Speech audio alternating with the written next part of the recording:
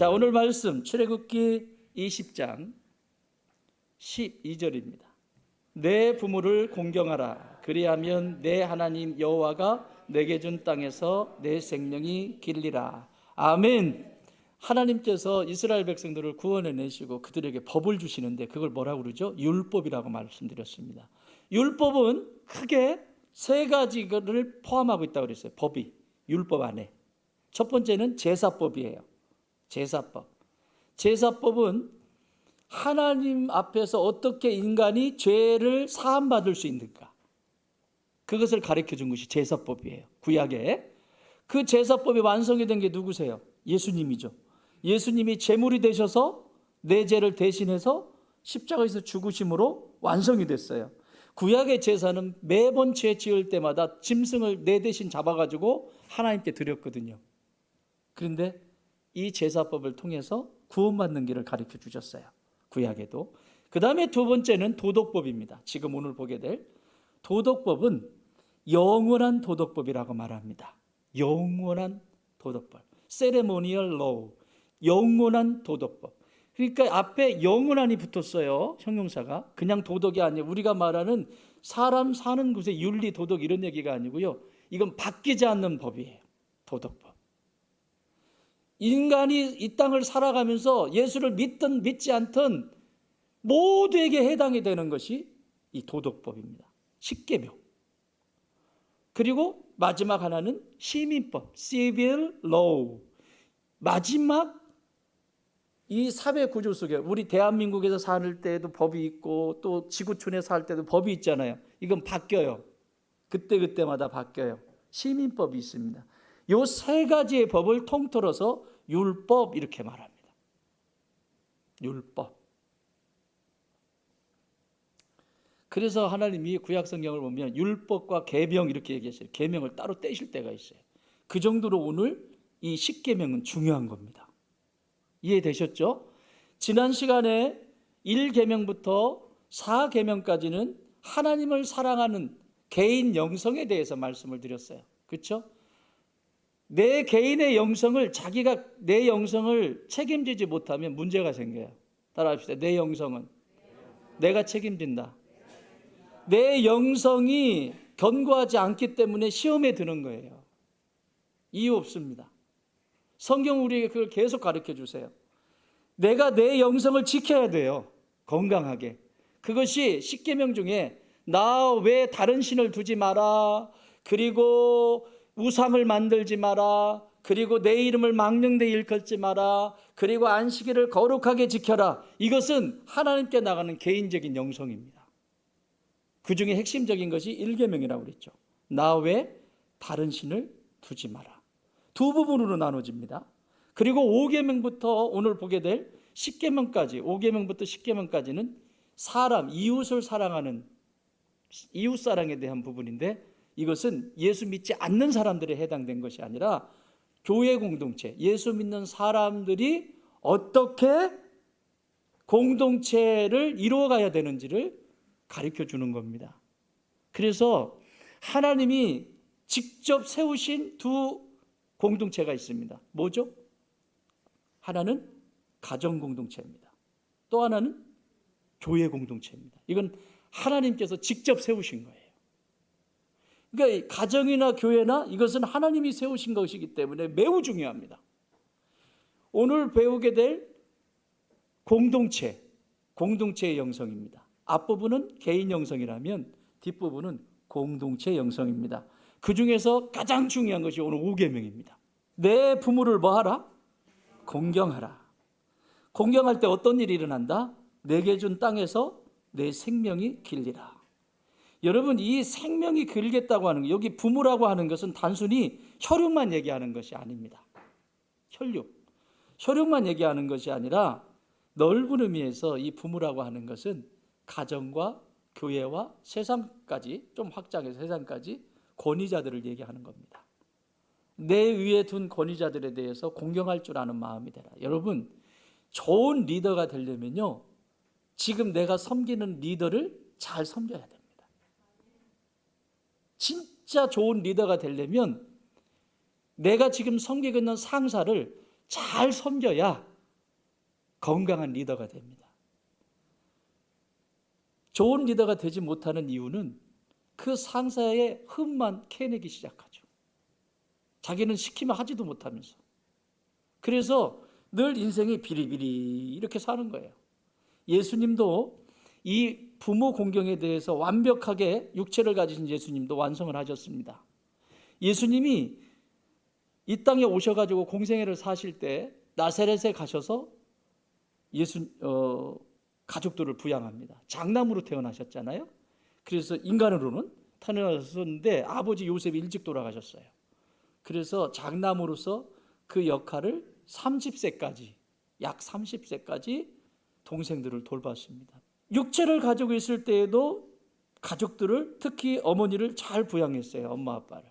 그리고 마지막 십자가에서 죽으실 때, 온 인류를 대신해서 십자가에 죽으실 때에도 요한복음 19장 26절에 이렇게 기록하고 있습니다. 예수께서 자기의 어머니와 사랑하시는 제자가 곁에 서 있는 것을 보시고 자기 어머니께 말씀하시되, 자기 어머니께 마지막 죽음의 자리까지 말씀하시되 뭐라고 써 있어요?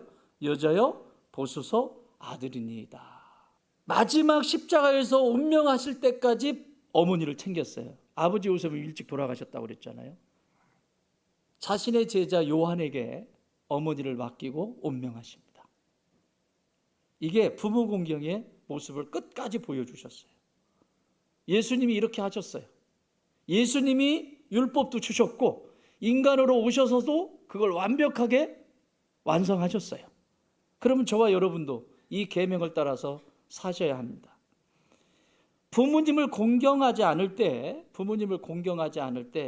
자녀의 삶은 이렇게 되어집니다. 잘 들으세요.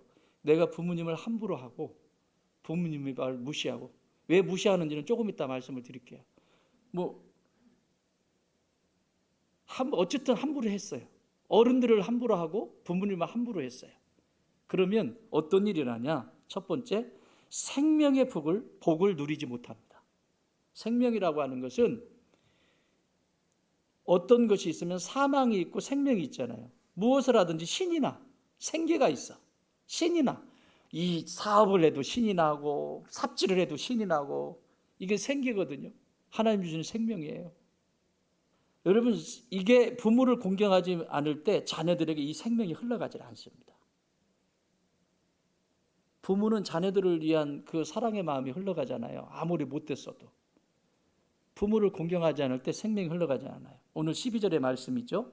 그 다음에 두 번째는 하나님의 저주 아래 있게 됩니다. 여러분, 하나님의 저주라고 하는 것은 뭐냐면 하나님이 함께하지 않겠다는 거예요.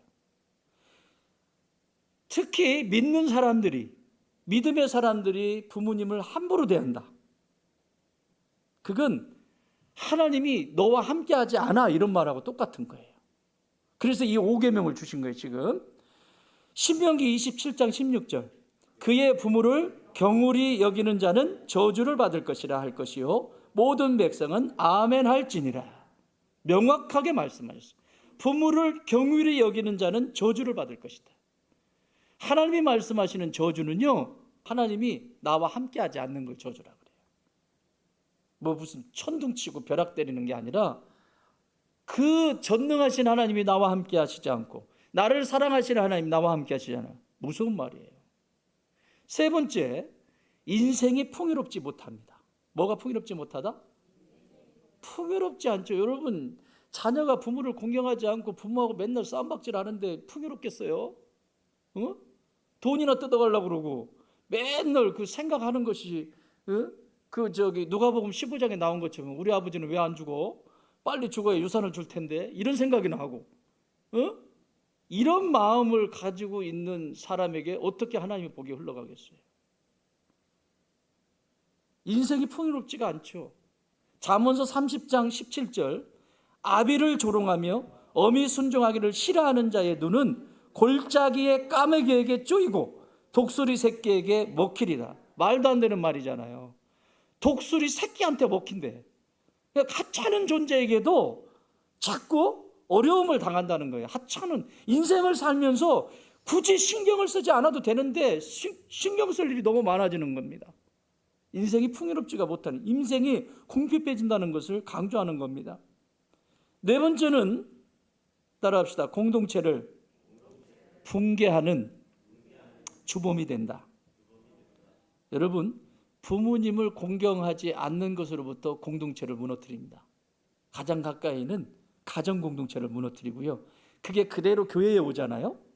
교회, 하나님이 가정과 교회를 세우셨다고 그랬어요. 친히. 교회에 와서 건강한 신앙생활을 할 수 있을까요? 못합니다. 결코 할 수 없습니다. 가정에서 이것이 되어지지 않고는 신앙이 교회 공동체에서 원만한 관계를 할 수가 없습니다. 그래서 교회가 시끄러운 겁니다. 그것은 나이와 상관이 없습니다. 어린애부터 똑같습니다. 어린애도 붕괴의 주범이 돼요. 그런데 우리 아이들 보면요, 진짜 붕괴가 아니라 공동체를 아끼고 사랑하고 어떻게 친구들하고 사이좋게 지내는 친구들을 이렇게 봐요. 이거는 이미 가정에서 부모님을 공경하는 법을 배웠다는 거예요. 그러니까 밖에 나가면 세상에 어떻게 교회를 공경해야 되는지를 아는 거죠. 어떻게 해야 되는지를 아는 거예요. 이게 몸에 밴 거예요. 그러나 반대도 있단 말이죠. 얘만 가면 문제가 생겨. 얘만 가면, 어떤 교회를 가든지 얘만 가면 그 교회가 시끄러워.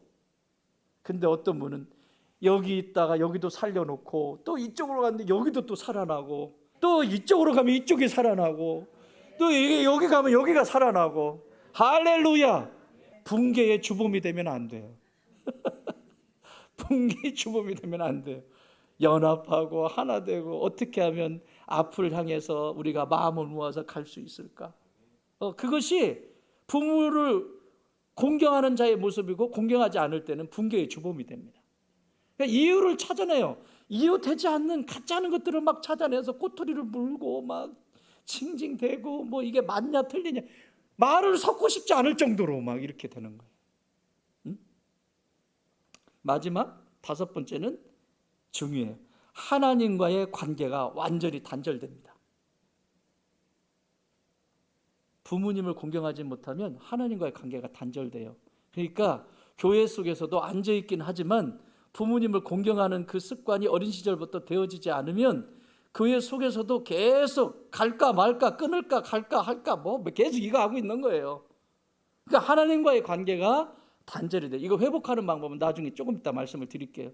말라기서 1장 6절에서 이렇게 말씀합니다. 시작. 내 이름을 멸시하는 제사장들아, 나 만군의 여호와가 너희에게 이르기를, 아들은 그 아비를, 종은 그 주인을 공경하나니 내가 아버지일진데 나를 공경함이 어디 있느냐? 내가 주인일진데 나를 두려워함이 어디 있느냐 하나, 너희는 이르기를 우리가 어떻게 주의 이름을 멸시하였나이까 하는데, 인식이 없어. 인식이, 자기 인식이. 하나님은 네가, 야, 세상의 사람들도 아들들이 아버지를 공경하는 거고 또 종이 주인을 섬기는 건데 너희들은 그와 같이 하지 않는다. 나를, 하나님에게, 이스라엘 백성들에게 얘기하는 거예요. 그 중에서 제사장들에게 얘기하는데, 언제 우리가 그랬냐고, 언제 안 그랬냐고, 공경하지 않은 적이 언제냐고. 여러분, 이게 마태복음 25장에 오른편에 있는 양과 왼편에 있는 염소에 대해서 얘기하죠. 오른편에 있는 양에게 물어요. 내가 옥에 갇혔을 때 네가 나에게 찾아와서 위로해 주었고, 먹을 것을 갖다 주었고, 배고플 때, 그리고 목마를 때 물을 갖다 주었고, 내가 힘들 때 위로해 주었단다. 그랬더니 오른편에 있는 양이 뭐라고 그래요? 언제요, 주님? 제가 언제 그랬어요? 그거 그리고 당연한 거 아니에요? 예수님이 그렇게 굶주리고 있는데 당연히 그렇게 해야 되는 거 아니에요? 그게 뭐 대단한 일이에요? 이렇게 받아들여요. 근데 왼편에 있는 염소, 네가 반대로 얘기하세요. 예수님 비유로, 내가 감옥에 갇혀 있을 때 네가 언제 나를 찾아와 주었느냐? 내가 목말라 할 때 네가 언제 물을 갖다 주었느냐? 내가 배고플 때 언제 너희가 먹을 것을 갖다 주었느냐? 라고 말했더니 펄쩍펄쩍 뜁니다. 내가 언제 안 찾아갔습니까? 내가 언제 먹을 것을 안 갖다 줬습니까? 내가 언제 물을 안 갖다 줬습니까? 갖다 줬잖아요. 아니, 넘치도록 갖다 줬잖아요. 근데 문제는 예수님이 모른대요. 모른대요. 사랑하는 여러분, 이게 무서운 말이에요. 내가 부모님을 공경하지 못하면 늘 다른 곳에서 인정받고 싶어 해요. 왜 목사를 욕할까요? 목사는 부모님 같은 존재거든요. 제가 뭐 특별하게 별 하지 않아도 저를 욕할 수밖에 없어요. 왜냐하면 이런 현상이 일어나기 때문에. 관계가 단절이 됐기 때문에 내가 어렸을 때, 나이와 상관없다고 그랬어요. 어린 시절에 부모님에게 존중을 받지 못하고 부모님에게 무시당하고 밀어내고 이렇게 계속 성장을 하게 되면 어디서 인정을 받고 싶으냐면 밖에서, 다른 데서 인정받고 싶어요. 그래서 기웃거리죠. 누가 인정받으면 내가 이거 만들었나? 보여줄까? 바까 줄까 바까 이런 거 하고, 애들도 그래. 애들도 집에서 부모님의 사랑을 충분히 받지 못하면 막 여기다 뭘 잔뜩 넣어가지고 가가지고 인심쓰려고 애들한테. 야, 너 이거 알아? 그 뭔데? 그러면 관심을 갖잖아요. 그럼 애들이 모여. 이거 떨어지면 그래서 또 집에 가가지고 징징대는 거죠. 엄마한테. 엄마 이거 사주세요, 뭐 해주세요, 막 징징대죠. 안 된다고 하는데 안 사줄 수가 없어요. 또 사주면 가가지고 너 이거 있어? 너 이거 할 줄 알아? 이런 거 하는 거예요. 그러니까 관계가 되겠습니까? 안 되죠. 참 불행한 인생이에요. 이게 어디서부터 시작되냐? 부모를 공경할 수가 없어요. 공경하지 않은, 내가 어린 시절에 부모 공경을 배우지 못한, 배워가지고 그것을 억지로 주입해가지고 때 되면 찾아가고 뭐 이 정도가 아니에요. 이 공경은 마음의 중심을 이야기하는 거예요. 부모님을 사랑하는 마음. 그런데 사랑이 안 생겨요. 부모를 존경하지 않을 때, 공경하지 않을 때 이런 일이 일어나요. 그렇다면 왜 자녀들은 공경하지 않을까요? 따라합시다. 존중을 받지 못했기 때문에. 글자 하나 차이입니다. 어린 아이들이 요즘 이런 말씀 많이 하시죠. 요즘 것들은 버르장머리가 없어. 다시 말하면 존경할 줄을 몰라. 어른 존경할 줄을 몰라. 그런데요, 어른 존경할 줄 모르는 게 아니고요, 그 아이들이 어렸을 때 존중을 받아본 적이 없어요. 집에서 충분히 존중받는 아이들은 밖에 나가서 어른들 존경할 줄 알고요, 사리가 분명하고요. 그렇죠?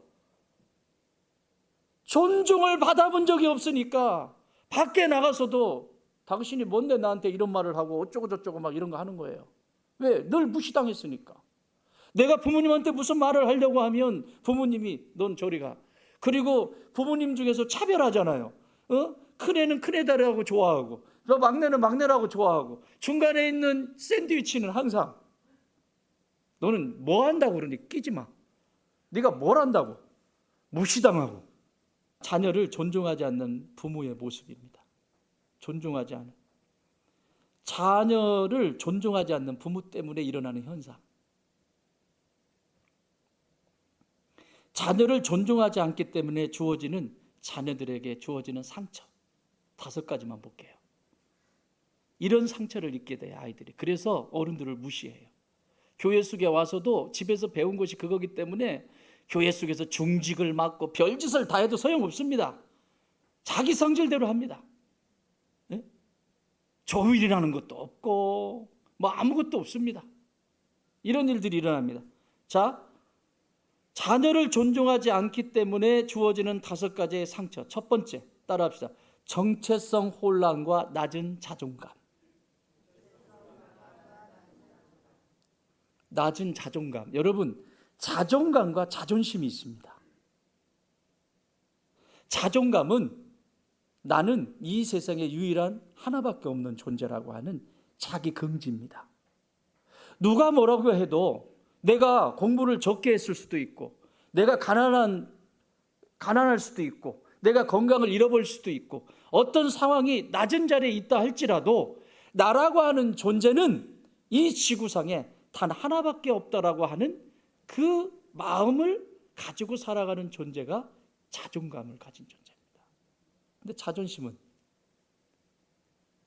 조금만 뭐 하나만 딱 건드리면 바로 떨죠. 그 자존심이라고 얘기는 안 해. 또 창피하니까 막 부르르 떨어요. 막 살이 떨리고 막 다 떨려. 자존심 건드렸다는 거예요. 자존감 있는 사람은 결코 그렇게 움직이지 않습니다. 자, 이게요, 자존심과 자존감은 대조적이에요. 자, 자존심이 내 자존심을 건드려! 그러면 여러분 바로 저 사람의 자존감은 바닥이구나, 이렇게 이해하시면 돼요. 어떤 상황 속에서든지 문제를 해결하려고 하고 그리고 그것을 풀어가려고 하는 자존감이 있는 사람이야. 이게 올라가. 이 자존심이 작동이 안 돼요. 그런데 뭐 하면 자존심, 이게 왜냐면 부모로부터 내가 존중을 받지 못해서 늘 무시당하고 밀어내고, 그런데 이게 신앙이 들어왔어요. 예수님을 만났단 말이에요. 만났는데 여전히 이게 작동되고 있어요. 여러분, 그 배후에는 누가 있다? 사탄이 있어요. 내 위에 부모의 그 부정적인 것이 자녀에게 딱 착상이 돼버리는데, 이때 사탄이, 마귀라는 놈이 여기에 딱 뿌리를 내리고 기생하기 시작해요. 그래서 여러분이 예수님을 믿었을 때 이것부터 해결해야 되는 거예요. 이것부터. 그건 나중에 조금 이따 설명을 드릴게요. 어떻게 회복하는지는. 인정하십니까? 이런 현상들이 계속 일어나요. 시편 139편 14절 시작. 내가 주께 감사한 것은 나를 지으심이 심히 기묘하심이라. 주께서 하시는 일이 기이함을 내 영혼이 잘 아나이. 보세요. 나를 지으심이 뭐다고? 심히 원더풀, 기묘하심이라. 원더풀. 그렇게 놀라운 사람들이에요, 여러분은. 이걸 아는 것이 자존감을 가지고 있는 사람이에요.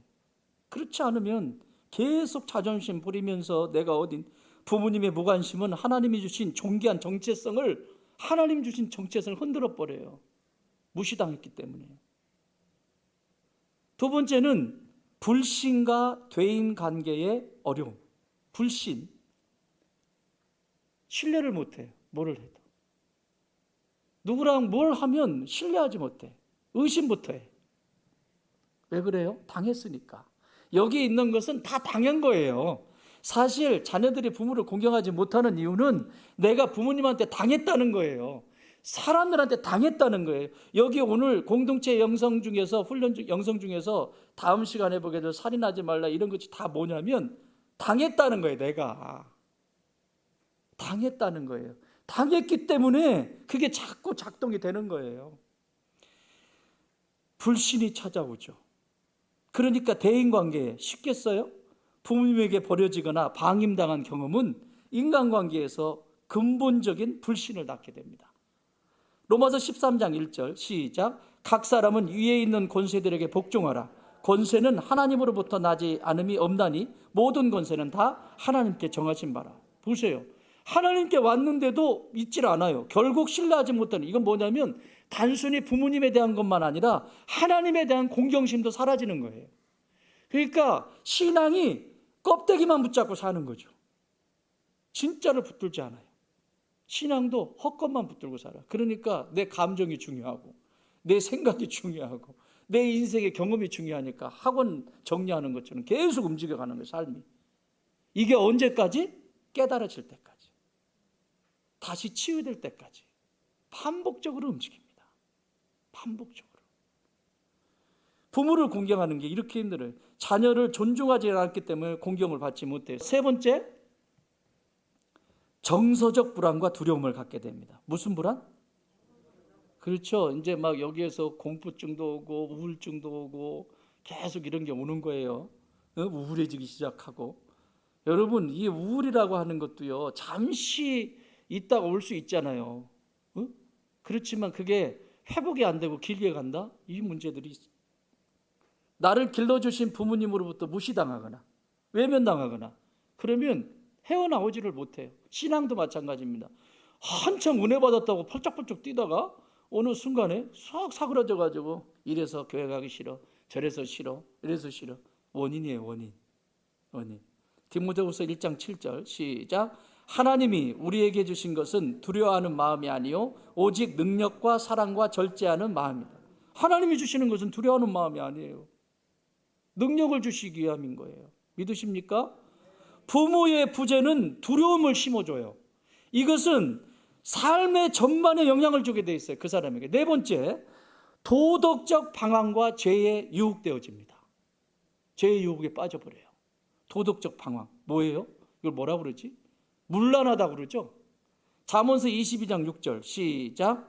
마땅히 행할 길을 아이에게 가르치라. 그리하면 늙어도 그것을 떠나지 아니라. 배운 적이 없어요. 엄마 아빠가 바람 피우고 다니고 엄마 아빠가 딴짓하고 다니는데 어떻게 애가 똑바로 서겠어요? 제가 지금도 가슴이 너무 아픈데 그 아이가 어떻게 컸을지 진짜 저는 할 만큼 하고 왔는데, 초등학교 문제아이라고 하는 학교에서 4학년에서 6학년까지 고학년을 모아놨어요. 그리고 강의를 부탁했어요. 옛날이에요. 한 10년도 넘은 거, 10년이 뭐예요? 20년도 넘은 것 같아요. 가서 강의를 했어요. 그래서 아이들한테 꿈을 물어봤어요. 그랬더니 애들이 모르겠는데요? 꿈 없는데요? 애들 그렇잖아요. 왜 물었는데요? 묻지 마세요. 그리고 어떤 애는 엎드려 있고, 저기 선생님 공감한다. 엎드려 있는 애도 있고, 아예 관심도 없고 있는 애들이 있고. 그런데 한 놈이 대답을 했어요. 한 녀석이. 너 꿈이 뭐냐? 그랬더니 대부업자요. 나는 꿈을 얘기해줘서 고맙긴 한데 4학년짜리 머리에서 대부업자가 된다라고 하는 이 말을 듣는 순간 저는 기겁을 했습니다. 와, 이 4학년짜리 머릿속에 이게 들어왔. 가치가 크게 세워져 버린 거예요. 지금도 잊을 수가 없어요. 너무 가슴이 아픈. 없어요. 돈이면 제일이지. 그러니까 이 시대에 돈 벌기 위해서 사람 죽이고, 사람의 생명이, 이건 이제 나중에 살인하지 말라 해서 배울 건데, 사람의 생명을 그렇게 경시 여기고, 돈이면 되고, 돈이면 다 되는, 뭐든지. 이게 직업의 귀천을 얘기하는 게 아닙니다. 내가 부모가 자기가 도둑놈이어도 자녀가 도둑놈 되기를 원해요? 응? 나는 바담풍 해도 너는 바담풍 하면 안 돼. 그대로 배우는 거예요. 그대로 지금. 그러니까 이 아이들이 방황하는 거예요. 지도가 없는 자녀죠. 지도가 있으면 그 길을 따라갈 텐데 지도가 없어요. 내비게이션이 없어요. 방황할 수밖에 없죠. 아이들도 정체성을 잃어버리게 되고, 어디로 가야 되는지 물어볼 사람도 없고. 오늘날은 어른들이 없다고 그러잖아요. 어른은 나이가 들기 때문에 어른이 아니라 정신의 세계가 넓다라고 하는 뜻이에요. 무엇을 얘기를 해도 그것을 허허 하고 받아주는 게 어른이고, 무슨 얘기를 해도 그래 조금 지나면 알게 될 게, 이게 어른이고. 어떻게 애하고 싸우냐고요. 어른 정신의 세계가 넓은 사람들이라는 뜻이에요. 마지막은 영적 공허와 하나님 사랑을 이해하지 못해요. 영적 공허 때문에 하나님 사랑을 경험할 수가 없습니다. 하나님의 사랑이 지식적으로는 아는데 여기에 와닿지를 않아요. 왜요? 무시당했기 때문에. 머리로는 알겠는데 그 사랑이 뭔지를 모르겠어요. 왜냐하면 그만큼 상처를 받았다는 얘기죠. 요한일서 4장 18절 19절 집에 가서 찾아보세요. 자, 그러면 마지막 이제 상처를 받은 나의 삶을 어떻게 회복할 수 있을까? 자녀됨의 특권을 누려라.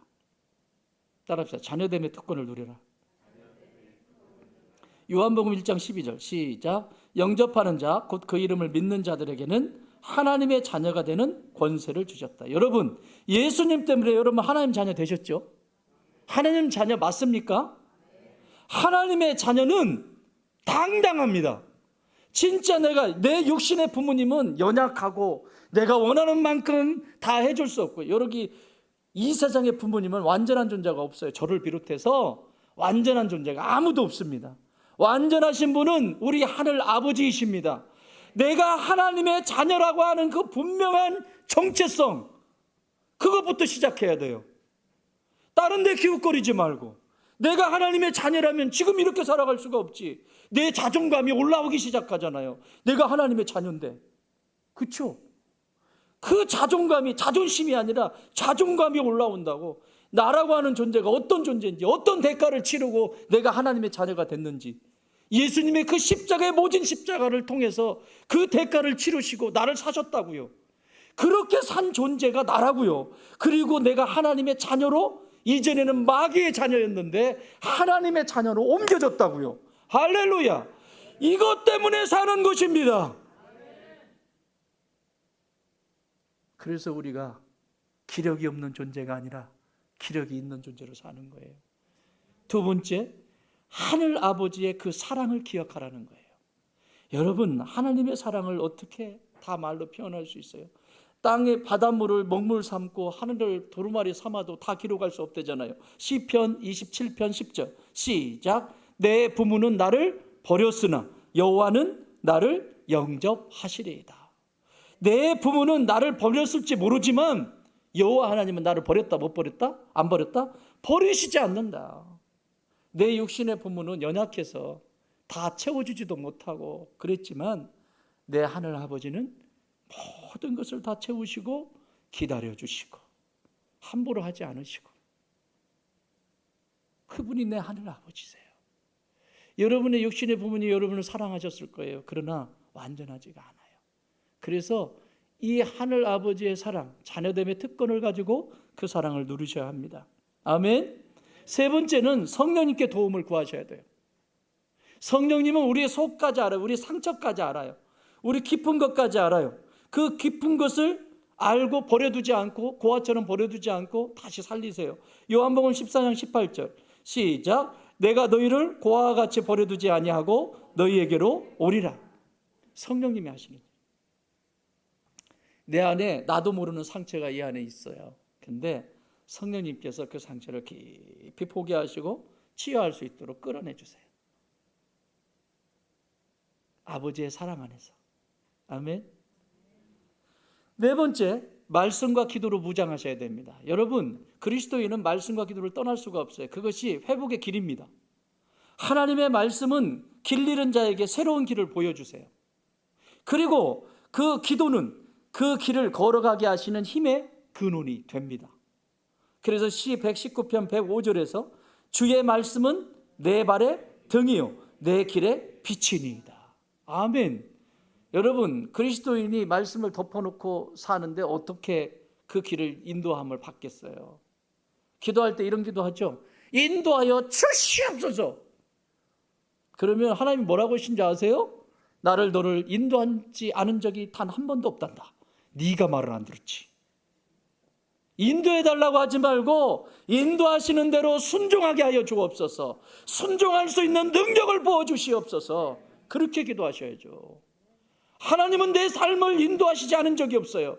가장 가까이에서 내가 자녀가 됐다면, 하나님의 자녀라면 하나님은 나를 가장 좋은 곳으로, 푸른 초장 실 만한 물가로 지금도 인도하고 계세요.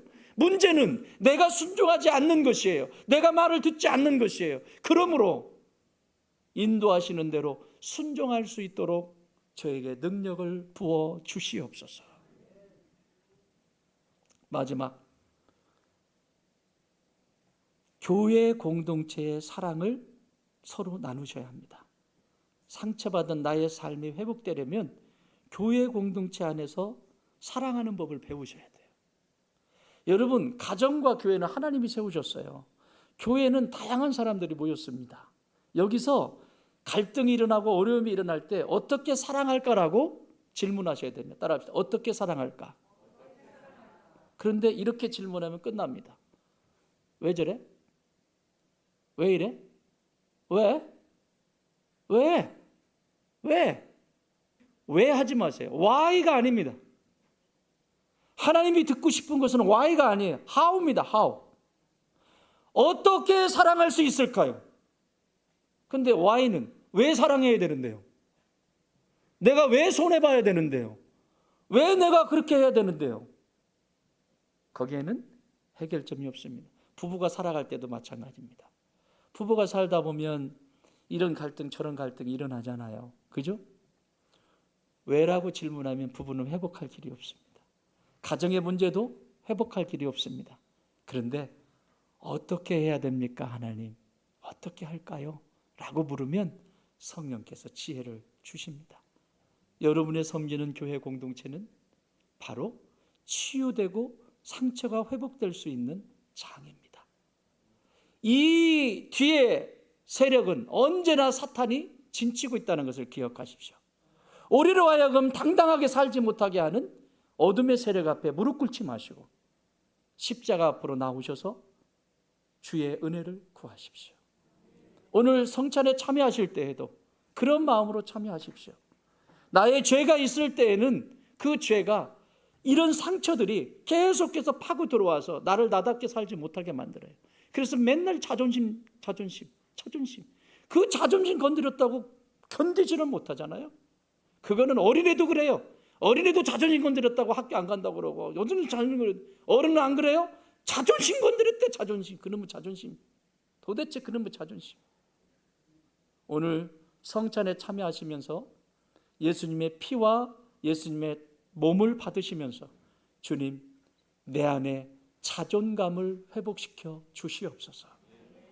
어둠의 죄악들이 끊어지게 하여 주시고 사망이 떠나가게 하시고 내 안에 생명과 빛으로 성찬 가운데 충만하게 하여 주시옵소서. 기도하면서 성찬을 받으시기 바랍니다. 거룩하신 하나님 아버지, 오늘 귀한 성찬에 참여할 수 있도록 하나님의 자녀로 불러주셔서 감사합니다.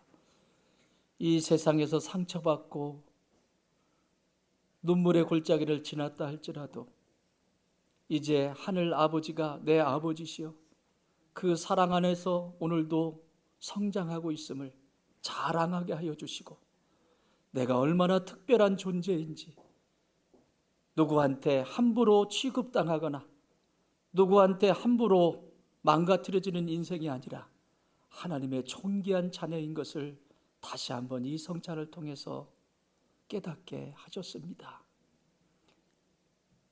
부정한 것, 어두운 것 다 끊어주시고 영적 부흥에 동참하는 믿음의 자녀들 되게 하셔서 영적인 방황이 끝이 나게 하여 주시고 인생의 방황이 끝이 나게 하여 주시옵소서. 이제는 우리 주님 예수 그리스도의 은혜와 우리 하나님 아버지의 그 크신 사랑하심과 성령님의 역사하시고 교통하시고 함께하심이 나의 권위자 내 부모님을 존경하고 공경하는 자녀가 되게 하여 주옵소서. 또한 나에게 맡겨주신 자녀들 존중히 여기고 귀히 여기며 사랑으로 양육하게 하여 주옵소서. 그래서 이 복을 다 누리게 하여 주옵소서. 기도하는 주의 자녀들 머리머리 위에 이제로부터 영원토록 함께 계실지어다. 아멘.